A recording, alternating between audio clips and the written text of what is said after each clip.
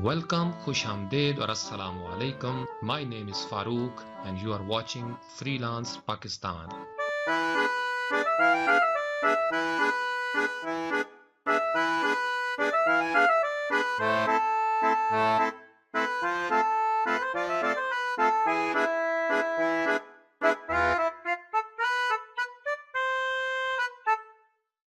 आज हम बात करेंगे एनवेलप टूल, ट्रांसपेरेंसी टूल और स्मार्ट फिल टूल के हवाले से। ये तीनों के तीनों टूल्स जो हैं वो लोगो डिजाइन में, फ्लायर में, ब्रोशर में और पोस्टर डिजाइन में बहुत इस्तेमाल होते हैं। मेरी कोशिश होगी कि मैं आपके साथ कुछ ऐसी बातें शेयर कर सकूं कि आप इससे स्टार्टिंग पॉइंट समझते हुए आगे बढ़ सकें। और साथ ही साथ एक गुड न्यूज ये है कि जो सफर हमने शुरू किया था कोरल ड्रॉ के तमाम टूल्स के हवाले से, ताकि हम उनको समझ सकें, उनका इस्तेमाल सीख सकें, उस सिलसिले का ये 12वां और आखिरी ट्यूटोरियल होगा। इसके साथ ही हमारी ये सीरीज जो है वो मुकम्मल हो जाएगी।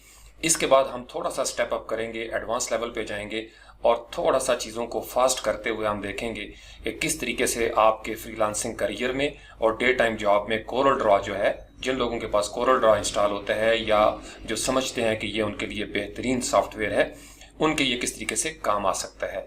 So without further ado let's get started. अब ये तीन टूल जो थे, इससे पहले वाले ट्यूटोरियल में जो हमने इंटरैक्टिव टूल्स के बारे में किया था वो प्लेलिस्ट में आप देख सकते हैं। मैंने इन तीनों टूल्स को किसी लॉजिक की वजह से एक साथ आखिर में रखा था। उसकी वजह यह है कि ये तीनों के तीनों टूल्स जो हैं, अगर आप इनको आपस में मिला के चलें तो ये बहुत ज़बरदस्त आपको रिजल्ट देंगे। वैसे तो कोरल ड्रॉ में सारे टूल्स ही एक दूसरे के साथ इंटीग्रेट होते हैं और ये जो तीन आखिरी टूल हैं, मुझे इनके अंदर कोई क्रिएटिव टच जो है वो ज्यादा नजर आता है। तो इसलिए मेरी ख्वाहिश थी कि इन तीनों टूल्स को हम एक साथ जो है वो एक ट्यूटोरियल में करें। और वैसे भी आज फाइनल है इंशाल्लाह ताला। तो शुरू करते हैं एनवेलप टूल से। एनवेलप टूल जो है ये मौजूद है यहाँ पे इंटरैक्टिव टूल्स के लास्ट में। यहाँ पे अगर आप देखें, जिसमें हमने बात की थी ड्रॉप शैडो और कंटूर वगैरह में, तो जो ही हम एनवेलप टूल के ऊपर क्लिक करते हैं तो इसकी जो प्रॉपर्टी बार है ये ओपन हो जाएगी। इसी तरीके से अगर आप इफेक्ट्स के खाने में जाएंगे यहाँ पे, तो यहाँ से भी आप एनवेलप जो है इसको सिलेक्ट कर सकते हैं और इसका कीबोर्ड शॉर्टकट है Ctrl+F7। अब इसके लिए तीन बातें जो है वो आप समझ लें कि ये तीनों के तीनों जो ऑब्जेक्ट्स हैं कोरल ड्रॉ में, टेक्स्ट, बिटमैप और वेक्टर, ये उन तीनों पर इस्तेमाल होगा। अब एनवेलप का लफ्जी मतलब तो ये है लिफाफा, कि आपने डाक का एक लिफाफा है जो कभी किसी दौर में खत लिखे जाते थे, लेकिन यहाँ पे और इलस्ट्रेटर के अंदर इनका बड़ा जबरदस्त इस्तेमाल है। और अगर आप इसके ट्रिक समझ जाएं तो आप इसके साथ कोई भी चीज जो है वो बना सकते हैं बड़े खूबसूरत अंदाज में। आपने अक्सर देखा होगा कि एक मछली है और उसके अंदर टेक्स्ट इस तरीके से लिखा हुआ है कि वो बिल्कुल मछली की शक्ल बन गया, या गिटार की शक्ल में आपने देखा होगा, या बाज़ औक़ात कुत्ते के अंदर कोई कोट लिखा होता है और वो बिल्कुल कुत्ते की शक्ल का है और वफादारी के हवाले से उसके अंदर वो कोट है, और उस कुत्ते की जो दुम बनती है, जो उसकी कर्व है, उसके अंदर लफ्ज़ जो है वो इस तरीके से एडजस्ट होते हैं। तो वो सारे का सारा जो काम है वो एनवेलप टूल के साथ हम करते हैं। इसी तरीके से इसकी मदद से हम टेक्स्ट को बड़ा खूबसूरत कर सकते हैं। फिर बिट मैप के अंदर भी इनका इस्तेमाल जो है वो हम इजीली कर सकते हैं। अब एनवेलप टूल के लिए सबसे पहले हम क्या करेंगे, यहाँ से एक बेसिक शेप जो है वो ड्रा करते हैं ताकि आप इस चीज़ को अच्छे तरीके से समझ जाएं।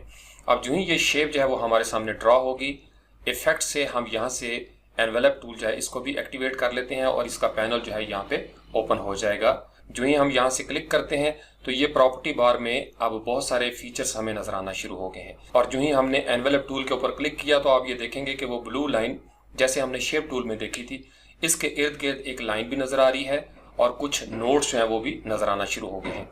अब एक्सट्रीम लेफ्ट साइड पे यहाँ पे हैं प्रीसेट्स। यहाँ से हम शुरू करते हैं। सबसे पहले है सर्कुलर। अगर मैं इसके ऊपर क्लिक करूंगा तो ये जो शेप है ये सर्कुलर अंदाज में मेरे सामने आ जाएगी। दूसरे प्रीसेट के ऊपर क्लिक करता हूं तो वो है यहाँ पे रेक्ट लीनियर, यानी रेक्टेंगल और लीनियर की शक्ल में। तो यहाँ से क्लिक करूंगा, वापस अपनी ओरिजिनल हालत में चली जाएगी, कोई खास फर्क नहीं पड़ेगा। लेकिन अगर मैं इसको पिंच करता हूँ, पिंच अंदर की तरफ, तो इस तरीके से आप देखेंगे कि ये अंदर की तरफ इसके जो कॉर्नर्स हैं ये मुड़ गए हैं। इसी तरीके से अगर मैं इसको पुश डाउन करूंगा तो ये नीचे की तरफ आ जाएगी। इसके कीबोर्ड शॉर्टकट भी हैं, वो हम बाद में डिस्कस करते हैं। इसी तरीके से पुश अप करेंगे तो ये ऊपर चली जाएगी। तो इस तरीके से आप बड़े खूबसूरत बैनर्स जो हैं वो भी क्रिएट कर सकते हैं। अब Ctrl+Z करके हम वापस जाते हैं ओरिजिनल शेप में। उसके बाद यहाँ से दोबारा हमने इसको सिलेक्ट किया और हमने क्लिक कर दिया एनवेलप टूल के ऊपर। उसके बाद यहाँ पे है ऐड प्रीसेट, ये हमने इससे पहले वाले ट्यूटोरियल में डिस्कस किया था। फिर उसका सिलेक्शन का मोड है कि आपने किसी को सिलेक्ट करना है तो रेक्टेंगुलर अंदाज में करना है या फ्री हैंड अंदाज में करना है। और उसके बाद कुछ जो है वो ऐसे ऑप्शंस हैं जो हमने शेप टूल में भी डिस्कस किए थे। इसका जो कस्प करना है, सिमेट्रिकल मोड्स हैं, इसी तरीके से आपने कन्वर्ट टू लाइन करना है या लाइन को कन्वर्ट करना है कर्व के अंदर, तो ये सारे ऑप्शन जो हैं वो यहाँ पे हमें डिसेबल नजर आ रहे हैं। उसके बाद ये वाला ऑप्शन है अनकंस्ट्रेंट मोड, यानी जब हमने फ्री फॉर्म अंदाज में मूव करना है चीज़ों को तो फिर हम इसको चेक रखेंगे। उसके बाद ये जो है स्ट्रेट लाइन मोड, ये इसके मोड्स हैं। सबसे पहले हम इसके ऊपर क्लिक करते हैं और देखते हैं कि इसके साथ क्या होता है। अब इसकी शेप पे अगर आप गौर करें, मैं आपको थोड़ा जूम करके दिखाता हूं। अब आप इस शेप के आइकन पे गौर करें तो एक सीधी लाइन है और एक इस तरीके से बिल्कुल सीधा जो है वो तिरछे अंदाज में नीचे की तरफ आ रहा है। इसका मतलब यह है कि ये शेप के ऊपर इस तरह का इफेक्ट डालेगा। आपने यहाँ से क्लिक किया लेफ्ट माउस के साथ और इस तरीके से आपने ड्रैग किया तो आप ये देखेंगे कि एग्जैक्टली उस शेप की तरह ये शेप जो है वो चेंज हो गई है। कंट्रोल जी करके हमने अनडू किया। उसके बाद दूसरा ऑप्शन है सिंगल आर्क मोड, यानी ये वाली जो लाइन होगी इसके अंदर एक आर्क बन जाएगी। पहले तो सीधी लाइन थी, लेकिन अब इसको हम चेक कर देंगे यहाँ पे क्लिक करके, तो आप यहाँ पे देखिएगा कि एक कर्व जो है वो बन जाएगी। लेफ्ट माउस क्लिक किया, ऊपर की तरफ मैंने इसको खींचना शुरू किया तो आप ये देखेंगे कि ये कर्व्ड अंदाज में इसका ये वाला जो नोड है या लाइन है ये हमें नजर आना शुरू हो जाएगी। कंट्रोल जी करके हमने इसको अनडू किया। उसके बाद नेक्स्ट ऑप्शन है डबल आर्क। पहला सिंगल था और ये है डबल आर्क। इसके ऊपर जो ही मैं क्लिक करता हूं और उसके बाद इस नोड के ऊपर लेफ्ट माउस क्लिक करके मैं इसको ड्रैग करता हूं ऊपर की तरफ, तो अब आप ये देखेंगे कि इसके अंदर दो हैंडल्स जो हैं वो नजर आना शुरू हो गए हैं। अब अगर आप इस नोड के ऊपर क्लिक करेंगे तो आपको ये हैंडल नजर आएंगे। लेफ्ट माउस क्लिक के साथ मैं इसको पकड़ूंगा। उसके बाद इस नोड के ऊपर मैंने क्लिक किया और ये हैंडल्स जो हैं इनको अगर मैं मूव करना चाहता हूं, चूंकि यहाँ से ये मेरा ऑप्शन जो है ये चेक है, आपने देखा जो ही मैंने इस नोड के ऊपर क्लिक किया था ये सिलेक्ट हो गया, तो कुछ मजीद ऑप्शन जो हैं वो मुझे नजर आना शुरू हो गए। अगर मैंने इसको कस्प करना हो तो इसके ऊपर क्लिक कर दूंगा, तो इसका मतलब ये है कि अब इसको मैं इस तरीके से एक साइड से मूव करूंगा और दूसरी साइड जो है ये मूव नहीं होगी। लेकिन अगर यहाँ से मैं स्मूथ नोड के ऊपर क्लिक कर दूंगा तो फिर ये स्मूथ अंदाज में मूव करेगी। इसी तरीके से सिमेट्रिकल नोड है, ये इससे पहले जो ट्यूटोरियल्स थे उसमें हम ये बातें डिस्कस कर चुके हैं। उसके बाद यहाँ से हम इसको कंट्रोल Z करके वापस जाते हैं जी, अनडू करके, और उसके बाद हम देखते हैं कि मजीद इसके अंदर हमारे पास कौन से ऑप्शन मौजूद हैं। इसी तरीके से अगर आप यहाँ पे देखें तो ये लफ्ज लिखा हुआ है पट्टी, PUTTY, पट्टी। अब पट्टी जो है, जैसे आप समझ लें कि घरों में जो सीमेंट की दीवारें होती हैं या आपने चूना वगैरह किया होता है और उसमें बाज का दरारें पड़ जाती हैं, तो उसमें हम वाइट सीमेंट जो है उसको बना के तो उनको फिल करते हैं, उन होल्स को या उन दरारों के अंदर हम सीमेंट फिल करते हैं। अब ये जो पट्टी का मतलब है ये इसी तरीके से कि आपने गारा सा बनाया और गारा बना के जो है आपने फिल कर दिया चीज़ों को। इसके अंदर ये चार मोड्स हैं, एक है हॉरिजॉन्टल, एक है ओरिजिनल, एक है पट्टी और एक है वर्टिकल। ज्यादातर जो है इसमें ओरिजिनल या पट्टी के ऊपर ही आप इसको चेक रखते हैं, तो पट्टी को ही हम यहाँ पे, चूंकि ये डिफॉल्ट वैल्यू है, इसको चेक रहने देते हैं। उसके बाद नेक्स्ट ऑप्शन है कीप लाइंस। अगर यहाँ पे मैं इसको चेक कर दूंगा और यहाँ से मैं इसको क्लिक करता हूँ राइट साइड पे, तो आप ये देखेंगे कि वो जो लाइन है वो वहीं पे नजर आती है। लेकिन अगर कंट्रोल जी करके मैंने इसको अनडू किया और इसको मैं अनचेक कर देता हूँ और उसके बाद मैं इसको ड्रैग करता हूँ राइट साइड पे, तो अब आप ये देखेंगे कि वो लाइन भी उसके साथ ही मूव कर रही है। बड़ा सिंपल सा इसका ऑप्शन है। उसके बाद नेक्स्ट ऑप्शन है ऐड न्यू एनवेलप, यानी आपने फर्ज कर लें किसी ऑब्जेक्ट के ऊपर टेक्स्ट या बिट मैप या वेक्टर के ऊपर एनवेलप एक दफा अप्लाई कर दिया है और आप ये चाहते हैं कि आप इसके ऊपर फर्दर एनवेलप अप्लाई करें, तो फिर आपको ये ऑप्शन चेक करना पड़ेगा। उसके बाद ये बड़ा जबरदस्त है, इसके साथ हम काम करेंगे, क्रिएट एनवेलप फ्रॉम। अब उसके लिए तरीकाकार ये है, फर्ज कर लें कि आपके पास ये एक कोट मौजूद है। ये काम आप उर्दू के टेक्स्ट के ऊपर भी कर सकते हैं, इससे पहले वाले ट्यूटोरियल में हमने डिस्कशन की थी। अब मैं ये चाहता हूं कि मेरा ये जो टेक्स्ट है ये किसी खास शेप में ढल जाए, तो इसको मैं यहाँ से डिलीट कर देता हूँ इस शेप को, और उसके बाद जनाब मैं यहाँ से एक कस्टम शेप जो है वो ड्रा कर लेता हूँ। लेट्स से कि मैंने एक रेक्टेंगल ली इस तरीके से, और उसके बाद मैंने एक सर्कल लिया और उसका बना दिया एक एलिप्स इस तरीके से। इसको हम थोड़ा सा कर लेते हैं नीचे। अब मैं इन दोनों शेप्स को सिलेक्ट करता हूं और यहां से कर देता हूं वेल्ड। जब वेल्ड करूंगा तो ये एक ही शेप जो है वो हो जाएगी। यहां से पकड़ के इसको मैं थोड़ा ड्रैग करता हूं, यहां से पकड़ के नीचे की तरफ मैं इसको ड्रैग करूंगा, तो ये एक ऑब्जेक्ट जो है वो हमने क्रिएट कर लिया। अब मैं ये चाहता हूं कि ये मेरा जो टेक्स्ट है ये इसके अंदर नजर आना शुरू हो जाए। तो उसके लिए मुझे क्या करना पड़ेगा कि इस टेक्स्ट के ऊपर मैं आया और उसके बाद मैंने यहाँ से टेक्स्ट टूल को अप्लाई किया यहाँ पे क्लिक करता हूँ और एंटर मार देता हूँ, और उसके बाद इसके बाद मैं जाता हूँ और यहाँ पे एंटर मार देता हूँ। ये इस तरीके से हमने सेटिंग करनी होती है लफ्ज़ों की। और उसके बाद टू सक्सीड इन इमिटेशन जो है इसको मैं इसी तरीके से रहने देता हूँ। अब ये टेक्स्ट जो है वो इस तरीके से मैंने सेट कर लिया। अब मैं ये चाहता हूँ कि ये टेक्स्ट जो है वो इस तरह की शेप में आ जाए। तो फिर मैं क्या करूँगा, यहाँ से मैंने एनवेलप टूल जो है उसको एक्टिवेट किया और इस ऑप्शन के ऊपर क्रिएट एनवेलप फ्रॉम, ये आप यहाँ से भी कर सकते हैं। तो इस जगह पे मैंने क्लिक किया और मैं इसको बताऊंगा, ये एक एरो आप देख सकते हैं कि बाबा इस शेप की तरह का इस टेक्स्ट को कर दो। यूं ही मैंने क्लिक किया तो आपने ये देखा कि वो टेक्स्ट जो है वो इस तरीके से एडजस्ट हो गया है। अब आपको आइडिया हो गया होगा कि अगर फर्ज कर ले हमने दिल बनाया हुआ है या कोई भी इस तरीके से शेप हमने ड्रॉ की हुई है और हम चाहते हैं कि इसके अंदर हमारा कोई टेक्स्ट हो, तो फिर इसकी सेटिंग जो है वो हम ऑटोमेटिक अंदाज में भी कर सकते हैं। इसी तरीके से अगर आपने इसको मैनुअली एडजस्ट करना हो तो उसका भी एक तरीकाकार होता है, वो हम बाद में देखते हैं। और यहाँ से कर लेते हैं जनाब Ctrl+Z और उसके बाद वापस चले जाते हैं अपने कोड के ऊपर और इस शेप को यहाँ से सिलेक्ट करके हम डिलीट कर देते हैं। अब फर्ज कर ले मैं यहाँ से कोई लफ्ज़ जो है वो लिखता हूँ, कैप्स लॉक को मैंने ऑन कर लिया है और मैं यहाँ पे लिखता हूँ पैशन नेवर फेल्स। अब ये 3 लफ्ज़ हैं ये मैंने लिख लिए। Ctrl+A करके मैंने इसको सिलेक्ट किया, Ctrl+E करके मैंने इनको सेंटर अलाइन कर दिया आपस में। अब मैं ये चाहता हूँ कि ये तीनों के तीनों लफ्ज़ जो हैं ये अलग अलग हो जाएं, तो फिर मुझे यहाँ पे क्लिक करना पड़ेगा और मैं यहाँ से कर लेता हूँ लेट्स से कि इसको Ctrl+K। तो अब मैंने इनको अलग-अलग जो है वो कर दिया 3 लफ्ज़ों को। अब फॉन्ट जो है वो इसी तरीके से बरकरार है। अब मैं ये चाहता हूँ कि ये तीनों लफ्ज़ जो हैं इनकी विड्थ इक्वल हो जाए, तो फिर मैं यहाँ से लेके आता हूँ रूलर और इसको मैं यहाँ पे P के साथ ट्रैक कर लेता हूँ। एक रूलर जो है वो मैं लेके आता हूँ और इसको N के साथ जो है वो इस तरीके से एडजस्ट कर लेता हूँ। अब इसका मतलब यह है कि मुझे N का साइज जो है वो थोड़ा इंक्रीज करना है, तो यहाँ से शिफ्ट की को पकड़ूंगा और N को थोड़ा सा ड्रैग करूंगा इस तरीके से। उसके बाद फेल्स जो है इसको पकड़ूंगा और इसका साइज भी इस तरीके से इंक्रीज कर लूंगा। अब यहाँ से इनको सिलेक्ट करके कीबोर्ड से मैंने डिलीट प्रेस कर दिया तो रूलर जो है वो गायब हो गए। अब ये जो 3 लफ्ज़ हमने लिखे हैं इनको हम किसी खूबसूरत अंदाज में एनवेलप टूल की मदद से एडजस्ट कर सकते हैं। तो यहाँ से हमने कर लिया एनवेलप टूल को एक्टिवेट। उसके बाद इसका तरीका यह है कि आपने सबसे पहले लफ्ज़ के ऊपर क्लिक किया तो आप ये देखेंगे कि इसके पहले से बने हुए कुछ प्रीसेट्स हैं। फर्ज कर ले मैं यहाँ से इसके ऊपर क्लिक करता हूँ तो ये उस तरह की शेप जो है ये नजर आना शुरू हो जाएगी। तो बाहर क्लिक करके मैंने Ctrl+Z किया। इसी तरीके से अगर मैं इसको क्लिक करूंगा तो ये इसकी शेप जो है वो इस तरीके से नजर आना शुरू हो जाएगी। तो Ctrl+Z करके मैंने इसको अंडू किया। उसके बाद यहाँ से फर्ज कर लें स्ट्रेट लाइन मोड जो है इसको मैंने क्लिक कर दिया और यहाँ पे इसको अगर मैं पकड़ के ऊपर की तरफ लेके जाऊंगा, चूंकि ये स्ट्रेट लाइन है तो आपने ये देखा कि ये पैशन जो है वो इस तरीके से कन्वर्ट हो गया है। Ctrl+Z करके मैंने इसको अंडू किया। इसी तरीके से अगर मैं आर्क बनाना चाहूंगा तो फिर इसको यहाँ से पकड़ के मैं जो ही खींचूंगा तो आपने ये देखा एक आर्क जो है वो बनना शुरू हो गई है। इसी तरीके से फेल्स जो है इसको भी मैं एक आर्क बनाना चाहता हूँ तो यहाँ पे नीचे की तरफ ट्रैक करूंगा तो ये एक आर्क जो है वो इस तरीके से बन जाएगी। अब इसके अंदर कोई कलर आप फिल करना चाहते हैं तो आप कलर भी फिल कर सकते हैं। लेट्स से कि पैशन को मैंने सिलेक्ट किया और यहाँ से मैंने इसको रेड कर दिया तो एक तो ये इसका स्टाइल हो जाता है। अब फर्ज कर लें यहाँ से मैंने इनको सिलेक्ट किया और इसके बाद इसकी एक डुप्लीकेट जो है वो यहाँ पे हम बना लेते हैं राइट क्लिक करके और उसके बाद Ctrl+D करते हैं। तो ये 2 डुप्लीकेट्स हमने बना ली। अब इसको हम यहाँ से सिलेक्ट करते हैं और यहाँ से एनवेलप टूल जो है इसको मैंने एक्टिवेट किया और मैं ये चाहता हूँ कि इसके ऊपर क्लिक करके इसके जो इफेक्ट्स हैं उनको मैं क्लियर कर दूँ। तो इसके ऊपर मैं क्लिक करूँगा तो ये क्लियर हो जाएगा। उसके बाद दोबारा से मैंने एनवेलप टूल लिया, फेल्स के ऊपर मैंने वंस क्लिक किया और यहाँ से मैं इसको कर देता हूँ क्लियर एनवेलप टूल। तो ये जो इफेक्ट मैंने अप्लाई किया था वो इस टेक्स्ट के ऊपर से खत्म हो गया है लेकिन यहाँ पे मौजूद है। फर्ज कर लें अगर इस तरीके से कोई नया टेक्स्ट है मेरे पास, यहाँ से इसके ऊपर मैंने क्लिक किया वंस। अब यहाँ पे मैं करता हूँ कॉपी के ऊपर क्लिक और इसको मैं बताता हूँ कि कहाँ से कॉपी करना है। तो इसके ऊपर आके मैं जो ही लेफ्ट माउस क्लिक करूंगा तो आप ये देखेंगे कि वो इस तरीके से उसका स्टाइल जो है वो कॉपी कर लेगा।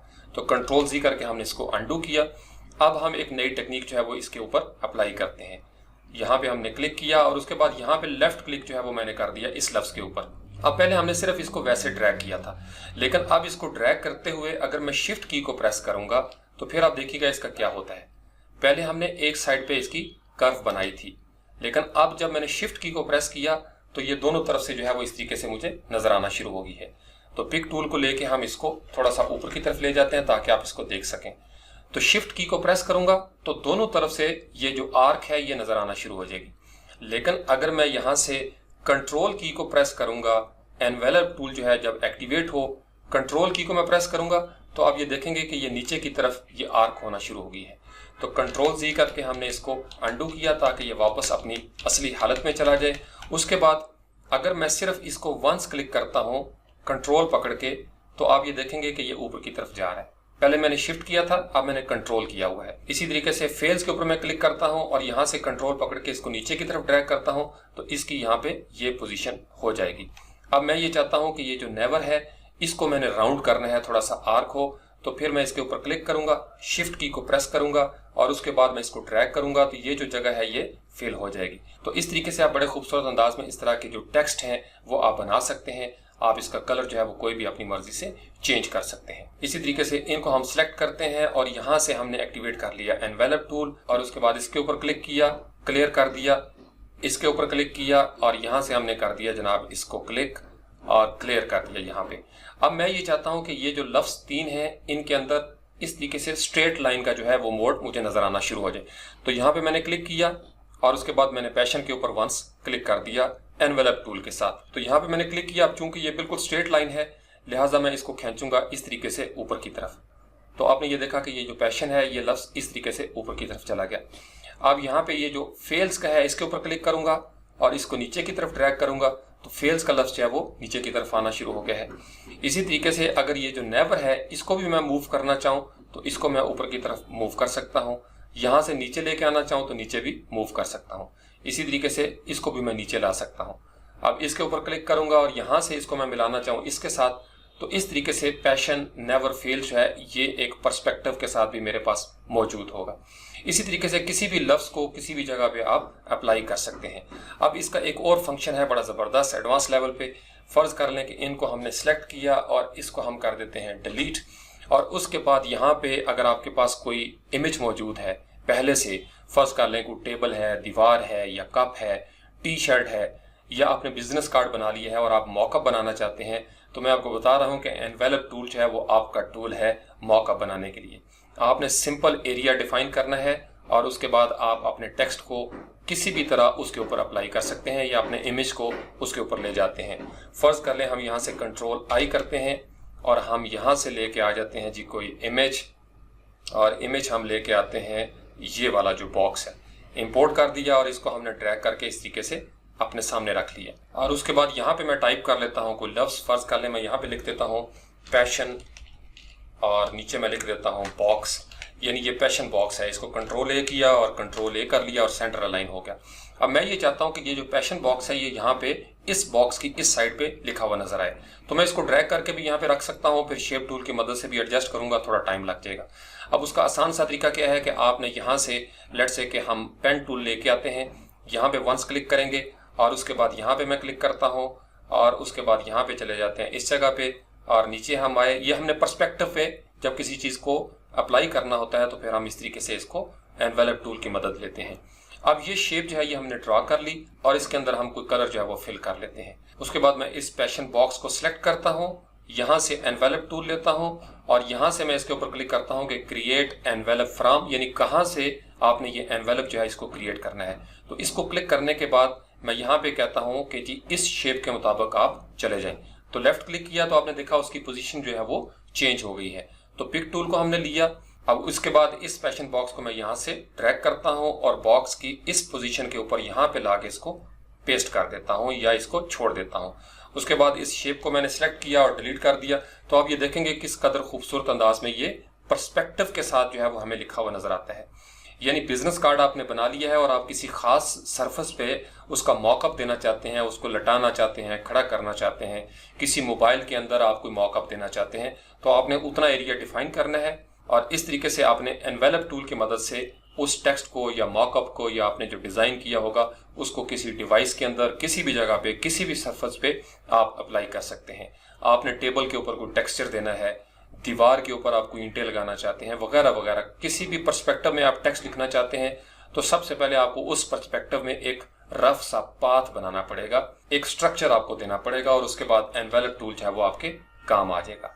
तो ये था जनाब एनवेलप टूल। बड़ा दिलचस्प है, बड़ा सिंपल सा है। इसका इस्तेमाल अगर आप समझ जाएं तो फिर आप इसके साथ बहुत सारी चीजें जो है वो बना सकते हैं। इसी तरीके से हम इसको किसी इमेज के अंदर भी अप्लाई कर सकते हैं और उसका तरीकाकार यह है कि आपको पहले उस इमेज के मुताबिक शेप बनानी पड़ेगी और जब शेप बन जाएगी तो फिर उस शेप के मुताबिक आप लफ्जों को वहां पे कन्वर्ट कर सकते हैं। उसके बाद हमारे पास दूसरा है जी ट्रांसपेरेंसी। यहाँ से हमने इसको सिलेक्ट किया और यहाँ से हम कर देते हैं डिलीट, F4 किया। ट्रांसपेरेंसी का मतलब होता है कि आपने चीज़ों के अंदर से पिक्सल्स जो हैं वो ख़त्म करने हैं, शफाफियत आपने उसके अंदर डालनी है। इसमें और इंटरेक्टिव जो फाउंटेन फिल है उसके अंदर फ़र्क ये है, जैसे आपने ग्रेडियंट किया, ब्लैक से वाइट की तरफ चले गए तो वो एक स्मूथ फ्लो हमें नज़र आता है। लेकिन ट्रांसपेरेंसी क्या करती है कि ऊपर वाली लेयर में से कुछ पिक्सल जो है वो गायब कर देगी ताकि नीचे वाली जो लेयर है वो भी नज़र आना शुरू हो जाए। अब उसके बाद जो ही हम इसके नीचे आएंगे तो पुराने वर्जन्स पे ये यहीं पे मौजूद था, लेकिन अब 2018 में ये उन्होंने बाहर टूल बॉक्स के अंदर रख दिया है। तो जो ही मैं इसके ऊपर क्लिक करूंगा तो ट्रांसपेरेंसी की एक प्रॉपर्टी बार जो है बड़ी ज़बरदस्त किस्म की वो मेरे सामने ओपन हो जाएगी। अब ये टेक्स्ट के ऊपर भी अप्लाई होती है, बिट मैप के ऊपर भी अप्लाई होती है और इसी तरीके से ये वेक्टर्स के ऊपर भी अप्लाई होती है। फर्ज कर लें कंट्रोल आई करके हम यहाँ पे कोई इमेज है उसको इंपोर्ट कर लेते हैं।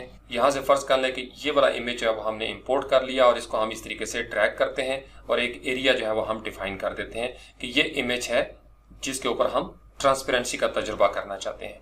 अब जब ये इमेज आपके पास आ गया, यहाँ से हमने क्लिक किया ट्रांसपेरेंसी टूल को, तो उसके बाद आपके पास ये प्रॉपर्टी बार में ऑप्शन जो है वो आपको नजर आना शुरू हो जाएंगे। लेफ्ट साइड पे है नो ट्रांसपेरेंसी जो इस वक्त चेक है, उसके राइट साइड पे है यूनिफॉर्म ट्रांसपेरेंसी।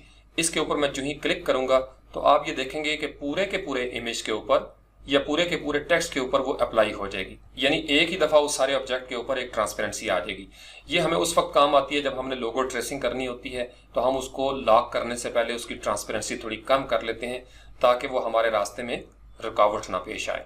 उसके बाद यहाँ से उसके ब्लेंड मोड्स हैं, आप ब्लेंड मोड्स हैं वो चेंज करेंगे तो ब्लेंड मोड्स हैं उसके मुताबिक अमल करना शुरू कर देंगे। कंट्रोल जी करके हमने इसको अनडू किया। उसके बाद जनाब हमारे पास नेक्स्ट है ट्रांसपेरेंसी में।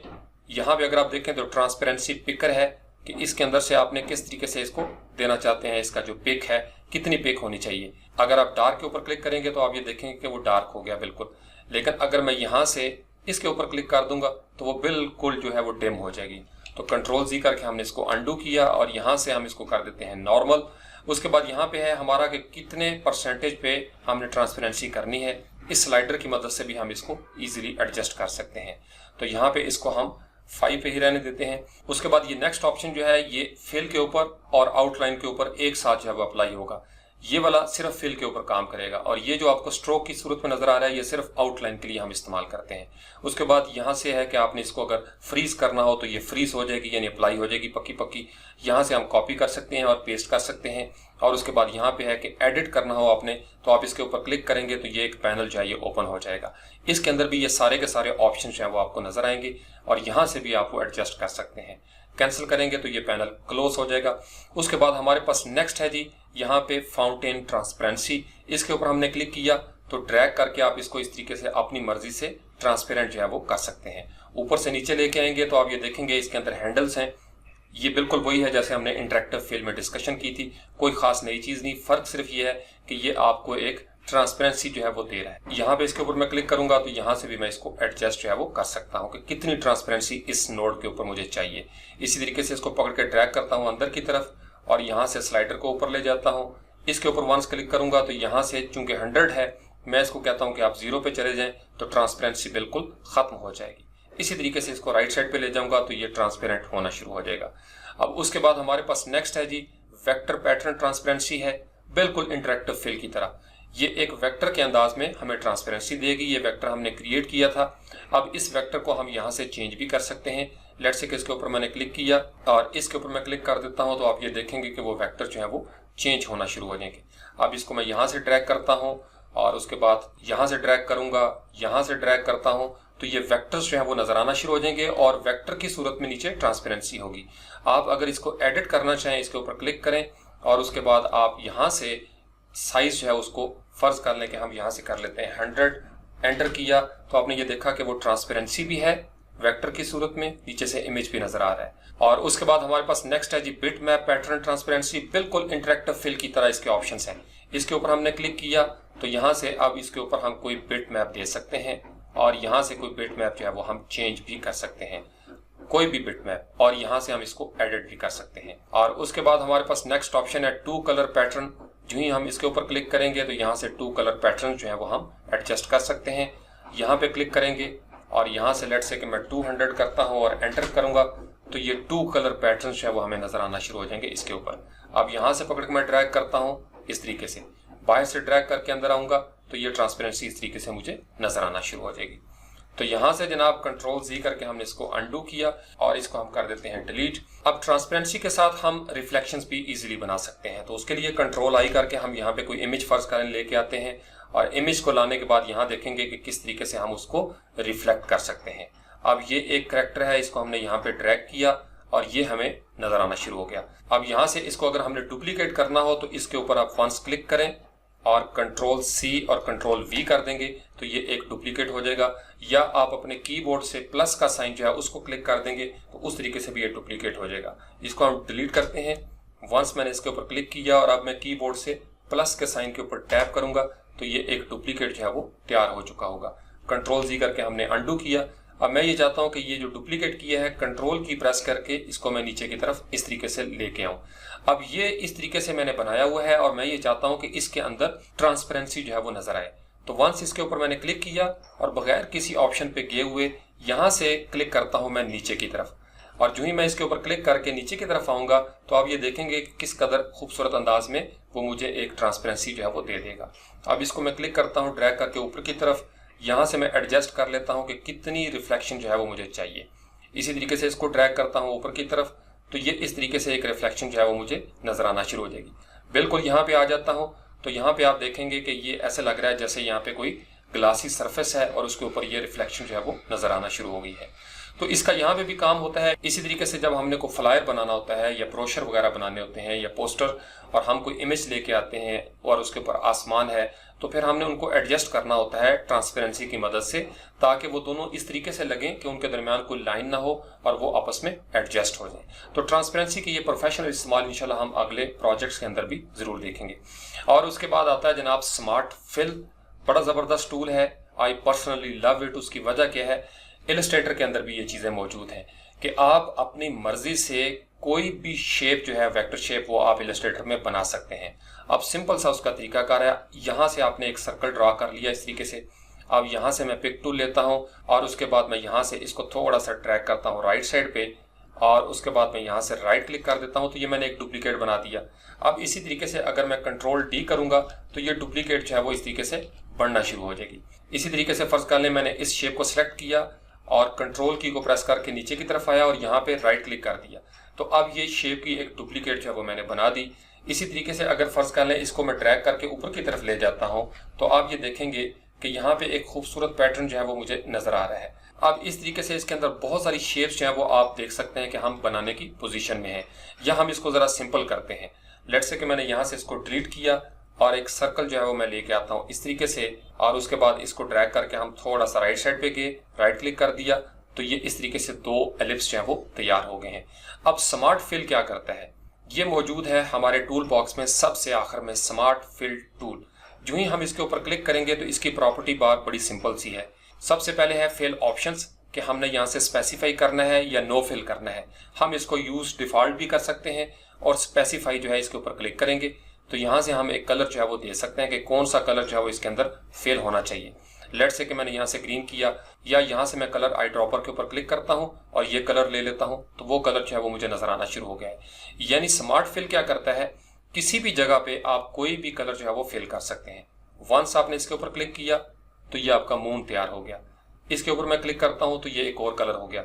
इसी तरीके से इसके ऊपर मैं क्लिक करता हूँ तो ये एक 3 डिफरेंट शेप्स हैं वो मुझे नजर आना शुरू हो गई हैं। इसको मैं बाहर ड्रैग कर सकता हूँ, इसको मैं इस तरीके से ड्रैग कर सकता हूँ और इसी तरीके से इसको बाहर की तरफ ड्रैग करूंगा तो ये अगेन मेरे पास वो शेप जो है वो मौजूद होगी। अब इस मून के साथ आप कोई भी प्रैक्टिकल जो है वो फर्दर कर सकते हैं। अब फर्ज कर लें इसको मैं यहाँ से डिलीट कर देता हूँ और इसको मैं यहाँ से रिफ्लेक्ट कर देता हूँ मिरर वर्टिकली और मिरर हॉरिजेंटली। अब इन दोनों शेप्स को मैंने सिलेक्ट किया और C कर दिया और E कर दिया तो अब ये बिल्कुल एग्जैक्ट जो है वो एक दूसरे के ऊपर आ गई हैं। अब यहाँ से मैं इसको थोड़ा सा राइट साइड पे लेके जाता हूँ। अब इस तरीके से अगर कोई लोगो आप बनाना चाहते हैं आप इस तरीके से भी कोई लोगो जो है वो बना सकते हैं। आप इसको रोटेट करना चाहेंगे, आप यहाँ पे सिलेक्ट करेंगे और आप इसको रोटेट भी कर सकते हैं इस तरीके से कंट्रोल की को प्रेस करके। यानी इस तरीके से डिफरेंट शेप्स जो है वो हम निकाल सकते हैं। अब फर्ज कर लें हम इसी सर्कल को पकड़ के थोड़ा राइट साइड पे जाते हैं और इस तरीके से मैं इसको बना लेता हूं और उसके बाद जनाब इन दोनों को मैं सिलेक्ट करता हूं और सिलेक्ट करने के बाद कंट्रोल की को मैं प्रेस करता हूं और नीचे की तरफ मैं इसको ड्रैग कर देता हूं। अब राइट क्लिक करूंगा तो ये यहाँ पे डुप्लीकेट हो गया है। अब इसके बाद मैं इसको लेके जाता हूं ऊपर की तरफ इस तरीके से और यहाँ पे मैं इसको छोड़ देता हूँ। अब आप ये देखेंगे कि इसके अंदर सिलेक्ट करने की भी जरूरत नहीं है। आपने जो ही यहाँ से सिलेक्ट किया स्मार्ट फिल टूल को, इसके बाद आप यहाँ पे आके इसके अंदर कोई भी कलर जो है वो फिल कर सकते हैं। यहाँ पे कोई कलर देना चाहें आप यहाँ पे भी कोई कलर जो है वो दे सकते हैं।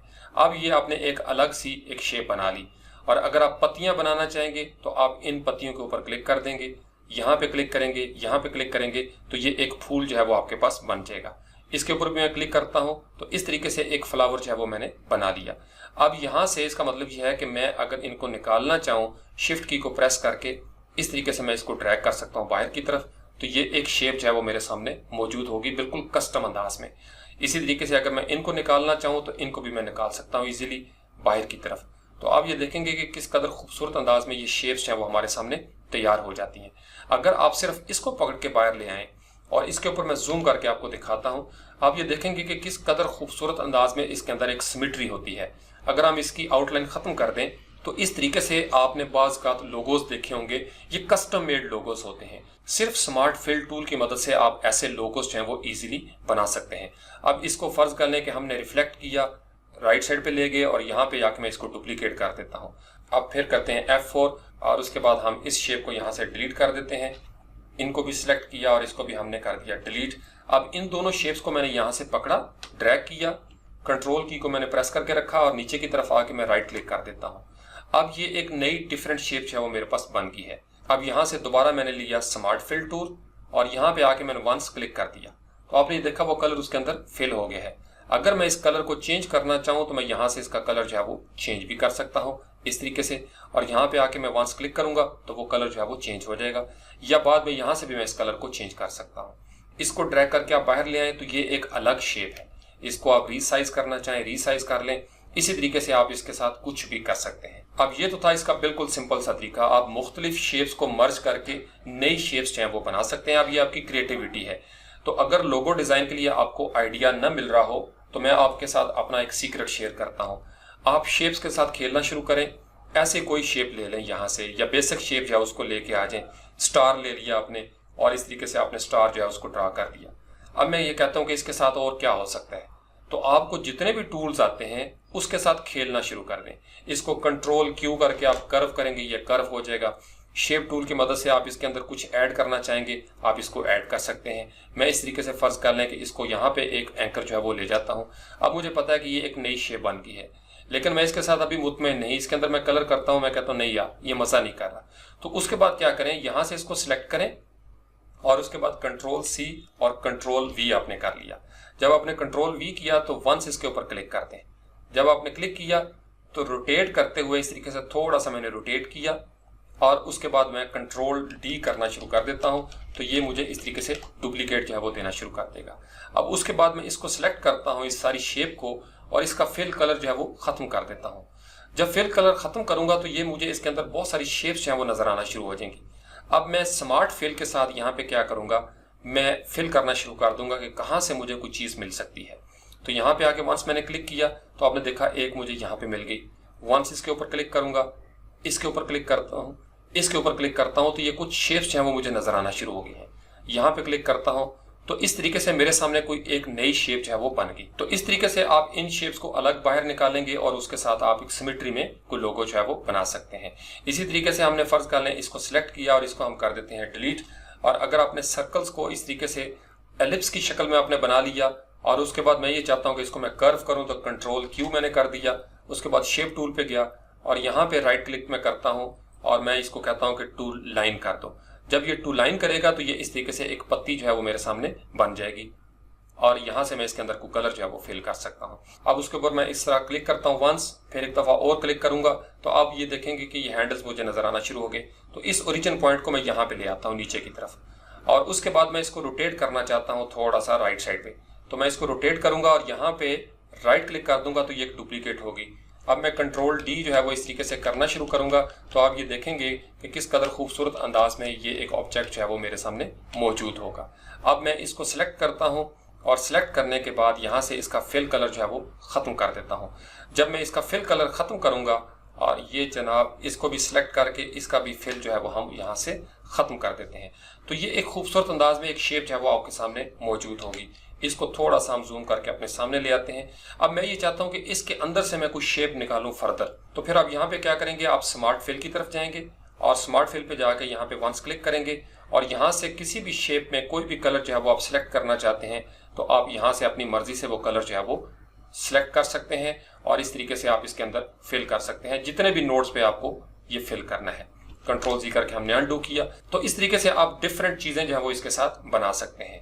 तो F4 करके हम वापस गए और इसको हमने यहाँ से सिलेक्ट किया और इसको कर दिया हमने यहाँ से डिलीट। तो अब हम इसका देखते हैं स्मार्ट फिल टूल का कि हमें प्रोफेशनल लाइफ में कैसे इसकी जरूरत पड़ सकती है। लेट्स से कि आपने यहाँ पे एक बॉक्स है वो ड्रा किया। अब बिजनेस कार्ड का मुझे पता है कि 3.5 इंचेस जो है वो इसकी विड्थ है। टैब की प्रेस करके नीचे आऊंगा और यहाँ पे है 2 इंचेस और उसके बाद मैं कीबोर्ड से एंटर की जो है वो प्रेस कर दूंगा।